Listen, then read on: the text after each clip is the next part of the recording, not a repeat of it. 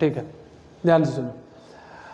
पहले बता दें हम एक बात, तो ये ध्यान से समझना है कि ये यहाँ पर क्वेश्चन नंबर 21 लिखा है, पर एक्चुअल में ये क्वेश्चन नंबर 41 से शुरू होता। ठीक है, तो आप जब कॉपी में छापिएगा तो 1 से लेकर 40 तक पढ़वा चुके हैं। अब आपको छापना है जो वो 41 छापना है। ठीक ना, डील डन है, बात आगे बढ़े। चलिए आगे ये है कि प्रारंभिक वेग, विस्थापन और त्वरण ज्ञात होने पर अंतिम वेग ज्ञात करने के लिए गति के किस समीकरण का उपयोग किया जा सकता है, यही बोला उसने। भाई गति के 4 समीकरण आपको हमने पढ़ाए थे। पहला समीकरण याद कीजिएगा थोड़ा ध्यान से, क्या हमने पढ़ा है, s बराबर U T plus half A T का स्क्वायर। अच्छा, इस बात को भी पढ़ने से पहले मेरी बात को गौर से सुन लो। मान लें हमारे पास एक बस है, ये बस का कुछ ना कुछ प्रारंभिक वेग है, तो प्रारंभिक वेग जो है उस प्रारंभिक वेग को बोलेंगे अपन, क्या बोलते हैं भाई साहब, u। क्या बोलते हैं जी, u। अच्छा, इस बस को चलते चलते चलते चलते चलते चलते चलते कहीं यहाँ पहुँच गया ये बस, तो इस बस का यहाँ पर जब वेग देखा जाएगा तो उस वेग को कहा जाता है अंतिम वेग। बोलो हाँ या ना, अंतिम वेग क्या बोला जाता है भाई साहब, उसे किससे दर्शाया जाता है, v से। अच्छा, ये उड़ करके अचानक से तो नहीं हुआ होगा, कुछ ना कुछ यहाँ से यहाँ तक जाने में इसने समय लगाया होगा, तो इस समय को बोला जाता है t। क्या बोला जाता है सर जी, अच्छा, तो गाड़ी में कुछ ना कुछ त्वरण होगा, बोले हाँ या ना, तो इस गाड़ी में कुछ ना कुछ त्वरण था, उस त्वरण को बोला जाता है a। चलिए, गाड़ी ने कुछ ना कुछ विस्थापन तय किया होगा, या विस्थापन बोलिए या सरल रेखीय दूरी बोल दीजिए। विस्थापन को अपन दर्शाते हैं या सरल रेखीय दूरी को दर्शाते हैं अपन s से। तब न्यूटन साहब ने बोले कि गति के 4 समीकरण हैं, s बराबर U T plus half A T का स्क्वायर। बोलो हाँ या ना, अरे भाई, प्लस हाफ ए टी का स्क्वायर। दूसरा पढ़ाए थे v स्क्वायर बराबर यू स्क्वायर प्लस 2as। तीसरा पढ़ाए थे v बराबर u प्लस ए टी। क्या बात चमका। और एक पढ़ाए थे s nth या कुछ सेकंड में, तो इसके बारे में अभी अपन बात नहीं करेंगे, इसको रहने देते हैं। 3 समीकरण के बारे में बात करते हैं। 3 समीकरण में हमको क्या बोला कि एक वस्तु है जिसका प्रारंभिक वेग यानी u दिया हुआ है, विस्थापन यानी s दिया हुआ है, त्वरण यानी a ज्ञात है। क्या ज्ञात है आपको, a। अंतिम वेग ज्ञात करना है, यानी क्या ज्ञात करना है, v। तो v बराबर एक ऐसा सूत्र बताओ जिसमें s a और u का नाम आया हो, s a और u का नाम आया हो। तो v बराबर अगर ये वाला सूत्र लगाऊं तो t चाहिए, तो t तो हमको ज्ञात है नहीं। अगर ये वाला सूत्र लगाऊं तो इसमें तो v ही नहीं है। बोलो हाँ या ना। क्या ये वाला सूत्र लगाऊं तो इसमें तो है, पर ये सूत्र ही गलत है, क्योंकि v स्क्वायर बराबर होता है। तो हमारे पास ऑप्शन कौन सा करेक्ट हो जाएगा, डी नंबर। v स्क्वायर बराबर यू स्क्वायर प्लस s बराबर यू टी प्लस, अरे बोलो s बराबर, जोर से बोलो s बराबर v बराबर u प्लस, v बराबर u प्लस, जोर से बोलो v बराबर, v बराबर, v बराबर v स्क्वायर बराबर u स्क्वायर बराबर v स्क्वायर बराबर, वेरी गुड चमका आपको। v स्क्वायर बराबर u स्क्वायर प्लस, अच्छा u क्या है आपका, प्रारंभिक वेग, v क्या है आपका, a क्या है आपका, s क्या है आपका। अच्छा, मान यहाँ त्वरण ना होकर के मंदन होता तब क्या लगाते, प्लस या माइनस, वेरी गुड चमका आपको। क्या लगाते हम लोग, क्या लगाते हम लोग, चलिए अच्छी बात है। याद रखिएगा ये सारी बातें कि भूल जाइएगा, याद रखेंगे। चलो दूसरा क्वेश्चन, जब कोई वस्तु पृथ्वी की सतह के निकट मुक्त पतन, क्या बोले उसने, मुक्त पतन। कैसा पतन भाई, मुक्त पतन का मतलब नहीं से, देखो इस वस्तु को हमने क्या बल लगा के गिराया, क्या इसको बस छोड़ दिया, क्या ये आराम से नीचे गिर रहा था, क्या इसे कौन खींच रहा था नीचे की ओर, गुरुत्वाकर्षण। तो कैसा त्वरण लगा रहा होगा? गुरुत्वीय त्वरण। जब हम छोड़ रहे थे तो वस्तु का प्रारंभिक वेग क्या रहा होगा? क्या अंतिम वेग कुछ ना कुछ होगा? क्यों होगा? क्योंकि आपके लगातार जी इस पर लगते जा रहा था। जी को क्या बोलते हैं? गुरुत्वीय त्वरण। ये त्वरण का एक प्रकार है। क्या है त्वरण का? ये त्वरण किसकी वजह से पैदा होता है? तो गुरुत्वाकर्षण बल की वजह से। किसकी वजह से पैदा होता है? चलिए, मुक्त रूप से गिरती हुई वस्तु को मुक्त पतन कहा जाता है। क्या बोला जाता है? अरे बोलो, क्या कहा जाता है? क्या कहा जाता है? वेरी गुड, आपको समझ में आया। मुक्त पतन। बोला जब कोई वस्तु पृथ्वी की सतह के निकट मुक्त पतन रूप से गिरती है। कैसे रूप से गिरती है? यदि अंतिम वेग ज्ञात हो, बोला अंतिम वेग इसका पता हो, तो उसके विस्थापन की गणना के लिए आम तौर पर गति के किस समीकरण का उपयोग किया जाता है? भाई, जब कोई वस्तु मुक्त रूप से गिर रही है तो u का मान क्या हो जाएगा? अच्छा, g का मान आपको हमेशा पता है। g बराबर क्या होता है? हाँ, यहाँ पर माइनस में लेना है कि प्लस में? मार्बो करेंगे। कोई चीज नीचे आता है, ऊपर से भगवान ने आपके घर में एक बच्चा नीचे भेजा है, तो जनसंख्या बढ़ा कि घटा? बढ़ा। तो प्लस हुआ कि माइनस हुआ? और मान लो दादा दादी, किसी का बुढ़वा दादा, परदादा, खड़ दादा नीचे से ऊपर चला गया, तब? हाँ, तो जब ऊपर जाएगी वस्तु तो क्या लेना है? जब नीचे आएगा वस्तु तो क्या लेना है? अरे बोलो, चमका कि नहीं चमका? Very good. तो यहाँ पर जी का मान किस में लेना है? प्लस में। कितना लेना है? 10 ले लो। असल में होता क्या है? 9.81 होता है, पर जल्दी आसानी के लिए 10 लेते हैं। खैर छोड़ो, यहाँ पर मान नहीं लेना है। बोला भी आपको पता है, तो किसका उपयोग करके क्या निकालना है? विस्थापन निकालना है। क्या निकालना है? विस्थापन। मतलब वो यहाँ से यहाँ आया होगा, कितना ऊंचाई या कितना दूरी तक क्या होगा, यही ना?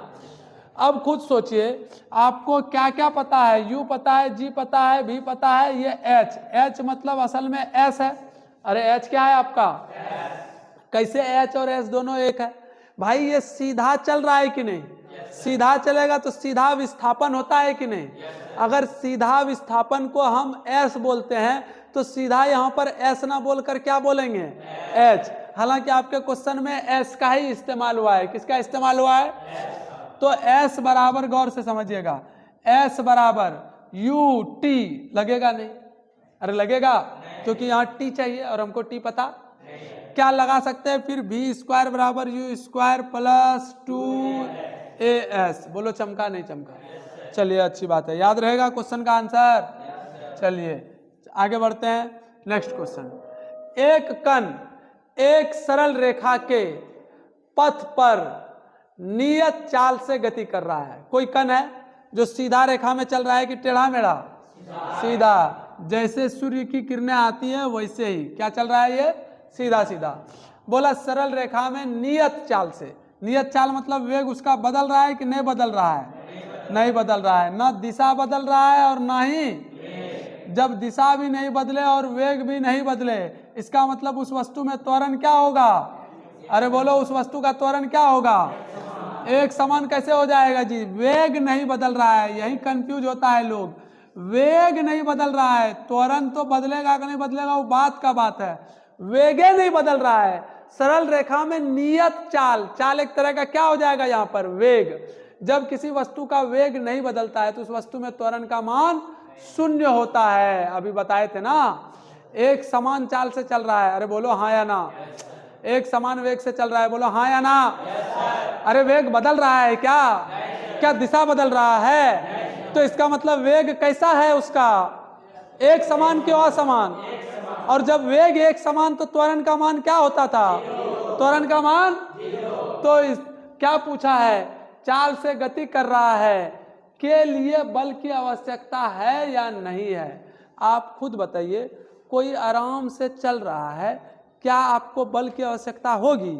नहीं, कोई बल की आवश्यकता। ये बात तो न्यूटन साहब बोले थे, जो जिस अवस्था में रहेगा वो उसी अवस्था में तब तक रहेगा जब तक कि बाह्य बल, जब तक कि बाह्य बल, जब तक कि बाह्य बल। तो इसको बल की आवश्यकता नहीं है, बल की आवश्यकता नहीं है। इसकी गति कम करने के लिए, इसका संवेग बढ़ाने के लिए, इसे एक समान वेग से गति में रखने के लिए, इसे एक समान वेग से गति में रखने के लिए बल की आवश्यकता नहीं होगी। इसको एक समान वेग से गति में रखने के लिए बल की आवश्यकता, क्या बात चमका आपको? बोलो हाँ या ना। चलिए आगे बढ़े भाई साहब। चलिए, किसी वस्तु द्वारा तय की गई दूरी के लिए समय के समानुपाती होता है। क्या मतलब है? क्वेश्चन गड़बड़ लिख दिया है क्या?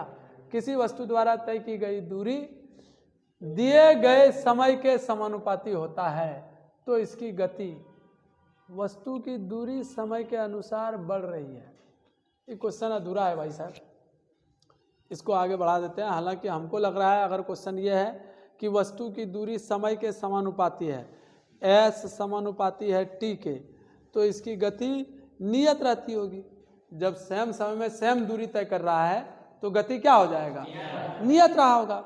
अरे शुरू के 10 मिनट में अगर वो 1.5 किलोमीटर, अगला भी 10 मिनट में 1.5 किलोमीटर, अगला भी 10 मिनट में 1.5 किलोमीटर, तो भाई उसका समय क्या, गति कैसा है? एक समान कि असमान? एक समान गति है, तो नियत रहता है। नियत मतलब एक समान। समझ में आया? D number correct option, D D D. ठीक है, चलिए नेक्स्ट क्वेश्चन। वेग समय ग्राफ के अंतर्गत क्षेत्रफल देता है। फिर से बता देते हैं, ग्राफ में दो बातें आपको याद रखनी है।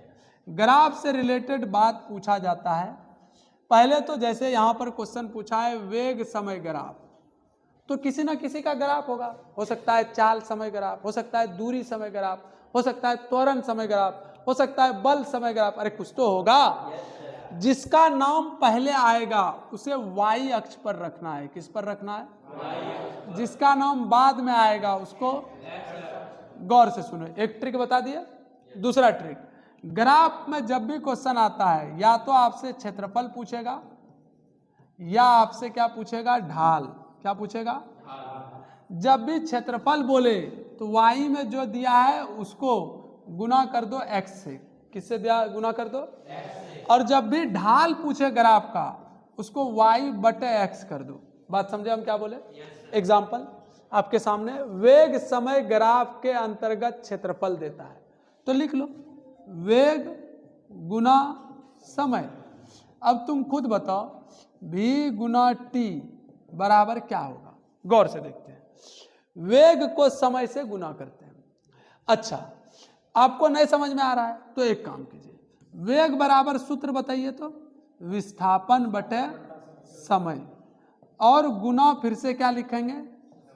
तो समय समय कट के आंसर क्या बनेगा? अब बोलो चमका कि नहीं चमका?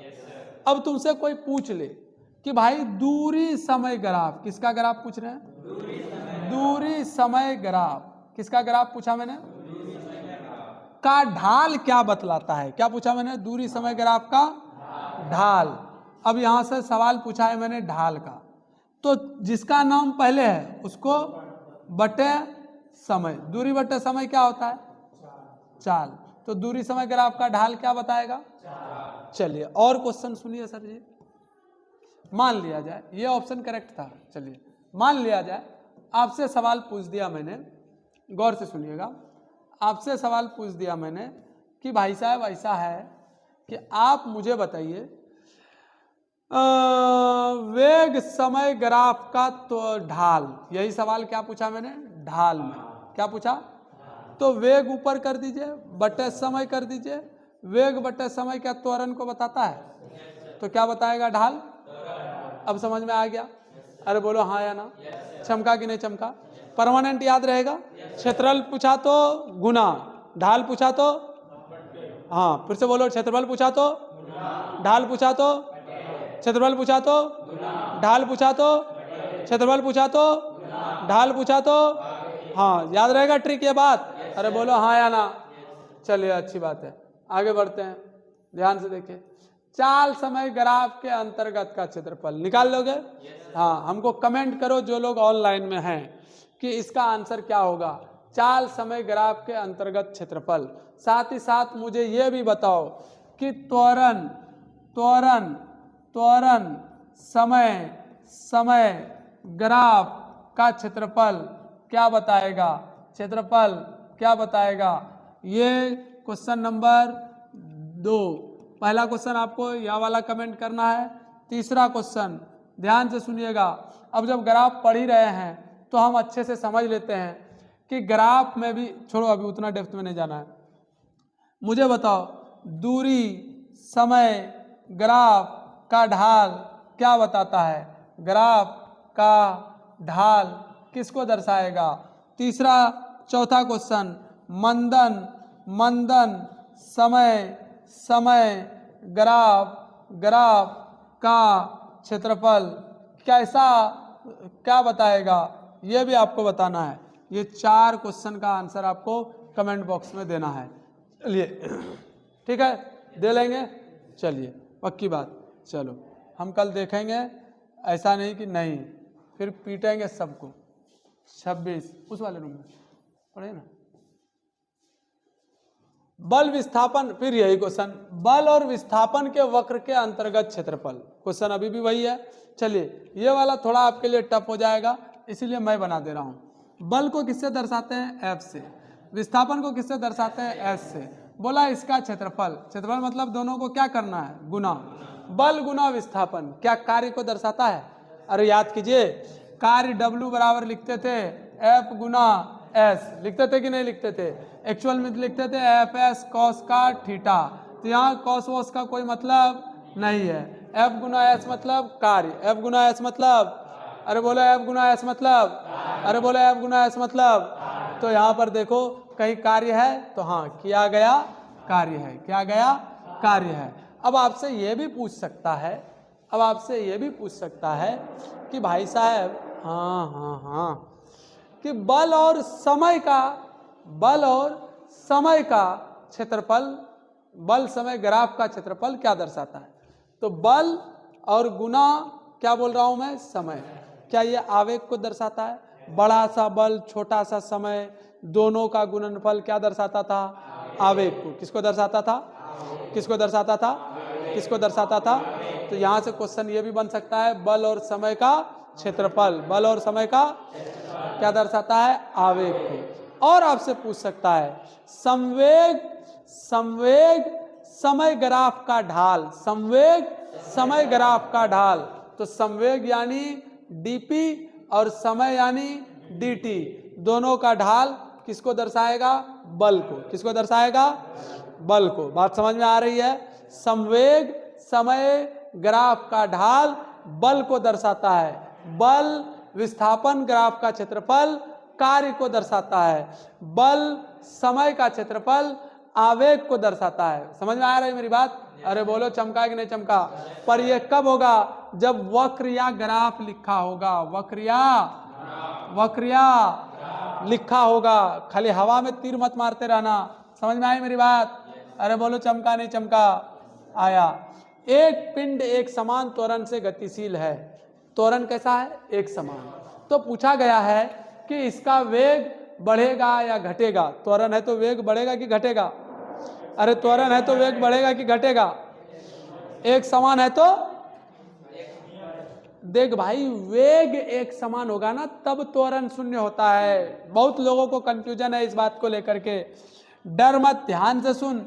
जब वेग एक समान होगा, वेग एक समान, वेग एक समान या निश्चित दिशा में, कैसी दिशा में? निश्चित दिशा में, निश्चित दिशा में चाल एक समान होगा, चाल एक समान, तब आप कहेंगे कि त्वरण क्या होगा? जीरो। त्वरण क्या होगा? लेकिन यहां पर बोल रहा है कि त्वरण एक समान है, त्वरण एक समान, त्वरण एक समान है तो वेग, वेग बढ़ेगा। क्या होगा भाई साहब? बढ़ेगा। त्वरण एक समान होगा तो वेग बढ़ेगा। त्वरण एक समान होगा तो वेग, त्वरण एक समान होगा तो वेग, त्वरण एक समान होगा तो वेग, त्वरण एक समान होगा तो वेग। अरे बोलो चमका कि नहीं चमका? अच्छा, मंदन एक समान होगा तो वेग, मंदन एक समान होगा तो वेग। अब याद रहेगा, नोट पॉइंट बढ़िया से छापोगे। समझ में आई मेरी बात? ऐसे नहीं हवा में नहीं छोड़ दोगे। अब बता, एक पिंड एक समान त्वरण से गतिशील है, इसका वेग क्या हो जाएगा? बढ़ेगा। क्या हो जाएगा? बढ़ेगा। क्या हो जाएगा? बढ़ेगा। चलिए चमका। आगे क्वेश्चन। एक पिंड पर एक बल कार्य कर रहा है, पिंड किसके साथ गति करेगा? भाई पिंड पर बल लगातार लग रहा है, और तुमको लगातार ठेलते जाए, धक्का देके धक धक धक धक धक धक धक, क्या तुम्हारा स्पीड बढ़ता जाएगा? बोलो हाँ या ना। अरे होगा कि नहीं होगा? कभी कभी गाड़ी स्टार्ट नहीं हो रही है तो हम लोग पीछे से धक्का देते हैं, क्या एक ही बार में 50 का स्पीड पकड़ लेता है? धीरे धीरे धीरे धीरे धीरे धीरे धीरे 5-10 आता है ना, तो वेग क्या होता है? बढ़ता है। क्या उसके लिए लगातार धक्का देना पड़ रहा है या छोड़ देना पड़ रहा है? अरे धक्का देना पड़ रहा है ना। तो इसका मतलब क्या होगा? एक पिंड पर एक बल कार्य कर रहा है, पिंड किसके साथ गति करेगा? क्या एक समान वेग से, या एक समान मंदन से, या एक समान त्वरण से, या इसमें से कोई नहीं। लगातार जब आप एक जैसा बल लगा रहे हैं तो बल के कारण ही तो त्वरण उत्पन्न होता है। अरे बिना बल के त्वरण हो सकता है क्या? अरे बिना बल के त्वरण हो सकता है क्या? तो बल एक जैसा तो त्वरण भी। Very good. तो ऑप्शन नंबर बी करेक्ट होगा। क्या करेक्ट होगा? बी करेक्ट होगा। चलिए, यदि किसी पिंड पर एक समान बल कार्य किया जाता है तो निम्न में से कौन स्थिर रहता है? अब देखो, बोला कोई पिंड है, उस पर बल लग रहा है, उस पर बल अगर लग रहा है तो बोला निम्न में से कौन सा स्थिर रहता? किसी पिंड पर एक समान बल कार्य कर रहा है तो त्वरण एक समान होगा। अभी तो पढ़े हम लोग ना, क्वेश्चन को सिर्फ क्या किया? तोड़ मड़ोड़ दिया। त्वरण क्या हो जाएगा? एक समान। त्वरण क्या हो जाएगा? त्वरण क्या हो जाएगा? एक समान। चलिए, एक कण आर त्रिज्या के वृत्तीय पथ पर गति कर रहा है, आधे चक्कर बाद विस्थापन होगा। अरे भाई साहब, इसमें क्या रॉकेट साइंस है? ध्यान से सुनो। वृत्ताकार पथ है, यह हो गया मान लिया जाए इसका पथ, यहां से लोला लोली चलना शुरू किया। क्या क्या शुरू किया? चला। वृत्ताकार पथ ऐसा ही तो होता होगा। अरे लालू मेरे लाल, आया नहीं आया? ठीक है, चलना शुरू किया। इस पथ की त्रिज्या कितनी है? आर त्रिज्या है। यहां से चला आधा चक्कर, कहाँ पूरा हो जाएगा? यहाँ पर। जब यहाँ आधा चक्कर पूरा हो जाएगा तो यहाँ से यहाँ यही तो विस्थापन होगा। अरे ये क्वेश्चन बनवाया है कि नहीं बनवाया है मैंने? क्या ये विस्थापन 2r हो जाएगा? अरे बोलो हाँ या ना। हाँ, अगर पूरा चक्कर पूरा कर लेता तो विस्थापन मारबो करेंगे, विस्थापन। हाँ, पर दूरी कितना हो जाता? 2πr। दूरी कितना हो जाता? अच्छा, आधे चक्कर में विस्थापन 2r, तो दूरी कितना हो जाएगा? मारबो करेंगे आधा चक्कर में πr। क्या हो जाएगा? πr।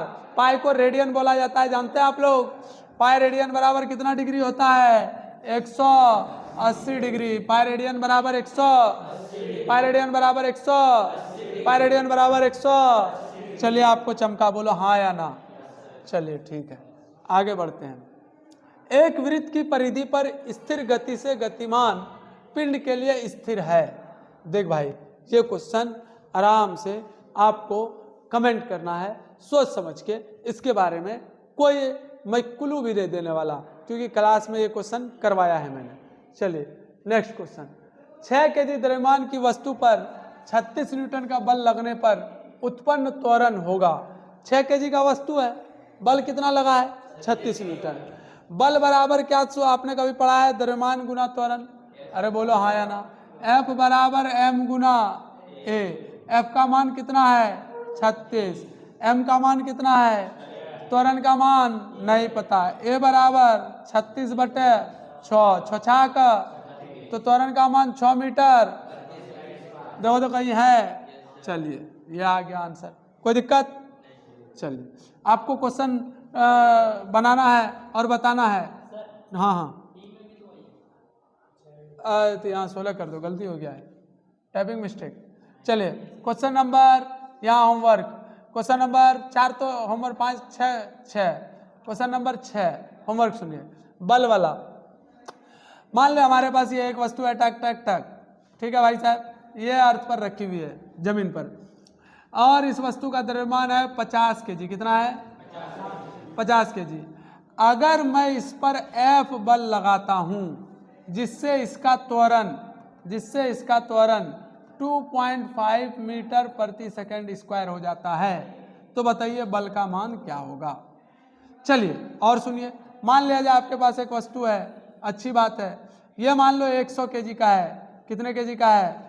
और मान ले इसने किसी ने 200 न्यूटन का बल लगा दिया, कितने न्यूटन का? 200 न्यूटन का। तो बताइए त्वरण का मान क्या होगा? समझ में आ रहा है क्वेश्चन? अरे बोलो हाँ या ना। ये दोनों क्वेश्चन को कमेंट में करके बताइएगा। 7 क्वेश्चन हमने दिया इधर, ठीक है।